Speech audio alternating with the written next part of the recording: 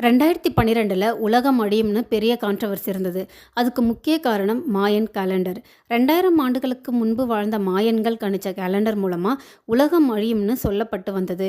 இப்படி எதிர்காலத்தில் என்ன நடக்கும், எப்போ உலகம் அழியும்னு கணிச்ச மாய இனம் காணாமல் போயிருக்கு. இவங்க காணாமல் போயிட்டாங்கன்னு சொல்கிறத விட அழிக்கப்பட்டாங்கன்னு சொல்கிறது தான் கரெக்டாக இருக்கும். மாய இனத்தோட அழிவு வரலாற்றோட கருப்பு பக்கம். சேனலை ஃபஸ்ட் டைம் பார்க்குறவங்களா இருந்தால் சப்ஸ்கிரைப் பண்ணி லைக் செஞ்சு சப்போர்ட் பண்ணுங்கள். 2019 தொல்பொருள் ஆராய்ச்சியாளர்கள் மத்திய அமெரிக்காவில் உள்ள குவாத்தமாலா ரெயின் ஃபாரஸ்ட் பகுதியில் ஆய்வு மேற்கொண்டிருக்காங்க. அந்த பகுதி முழுவதும் மரங்கள், மலைகள் நிறைந்த அடர்த்தியான வனப்பகுதி. லைடார் என்ற லேசர் கதிரை பயன்படுத்தி ஆய்வு செஞ்சுருக்காங்க. அந்த ஆய்வு முடிவில் அங்கே மாயன்கள் வாழ்ந்த நகரம் கண்டுபிடிக்கப்பட்டிருக்கு. கிட்டத்தட்ட 2 கோடி மக்கள் அங்கே வாழ்ந்திருக்காங்க. 1000க்கும் மேற்பட்ட வீடுகள் இருந்திருக்கு. கோவில்கள், பிரமிட்ஸ், கால்வாய் கட்டுமானம், வறட்சி கால நீர்த்தேக்க கட்டுமானம், கழிவுநீர் தொட்டின்னு நவீன கட்டமைப்பு வசதிகளை ஏற்படுத்தி மாயன்கள் வாழ்ந்திருக்காங்க.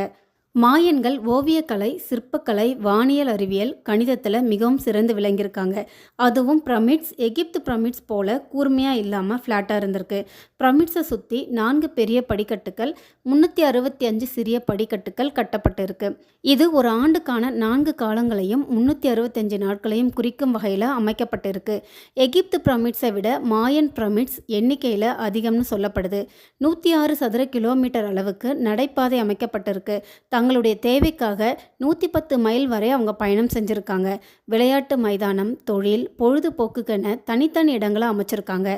362 சதுர கிலோமீட்டர் பரப்பளவுக்கு நகரமும், 952 சதுர கிலோமீட்டர் பரப்பளவுக்கு விவசாய நிலமும், 106 சதுர கிலோமீட்டர் பரப்பளவுக்கு நடைபாதையையும் அமைச்சிருக்காங்க. இவங்க மொழிக்கென ஒரு எழுத்து வடிவமும் இருந்திருக்கு. ஹீரோக்ளிப்ஸ் என்ற சித்திர எழுத்து முறையை பயன்படுத்தியிருக்காங்க. 0 முதல் 20 வரை எண்களை பயன்படுத்தியிருக்காங்க. லட்சம் எண்களை எழுதியும் பார்த்துருக்காங்க. 0 கான்செப்டை பயன்படுத்தி கேலண்டரை உருவாக்கியிருக்காங்க. சூரியன் நகரும் திசையை மையப்படுத்தி நேரம், காலத்தை கணக்கிட்டிருக்காங்க. மேலும் மாயன் கேலண்டரையும் உருவாக்கியிருக்காங்க. சூரிய சந்திர கிரகணங்களை முன்கூட்டியே தீர்மானிச்சிருக்காங்க.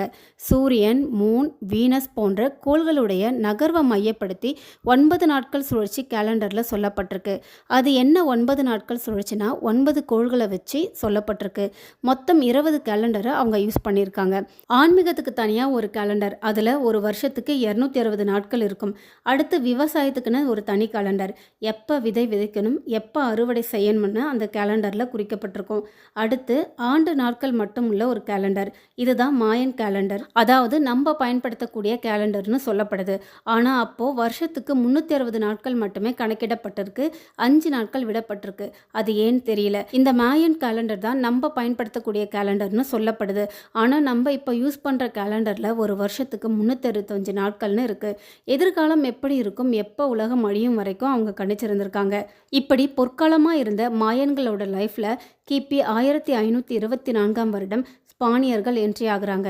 மத ரீதியாகவும் கலாச்சார ரீதியாகவும் மாயன்களை கொடுமைப்படுத்தியிருக்காங்க.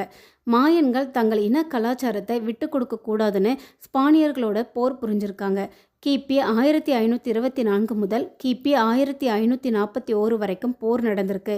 இதற்கு ஆதாரமாக இப்போ கண்டுபிடிக்கப்பட்ட மாயன்கள் வாழ்ந்த இடத்துல ஸ்பெயின் நாட்டு தோட்டாக்கள், குண்டுகள் இருந்திருக்கு. கிபி 1549 ஆண்டு ஸ்பெயின் படைத்தளபதி டியாகோ டி லெண்டா மாயன்களோட புனித நூல்களையும் கலாச்சாரத்தை போற்றும் ஓவியங்களையும் தீயிலிட்டு எரிச்சிருக்காரு. இந்த டியாகோ டி லெண்டா மாயன்களோட மொழி, பழக்க வழக்கம், மத சடங்குகளை பற்றி மேல் அதிகாரிகளுக்கு தெரியப்படுத்த குறிப்பு எழுதி வச்சுருந்துருக்காரு. பின்னாளில் இந்த குறிப்பு தான் மாயன்களோட வரலாறை தெரிஞ்சுக்க ஒரு முக்கிய காரணமாக இருந்திருக்கு. ஸ்பெயின் படையெடுப்பு மற்றும் அம்மை காலரா நோய் மூலம் மாய இனம் அழிந்ததாக சொல்லப்படுது.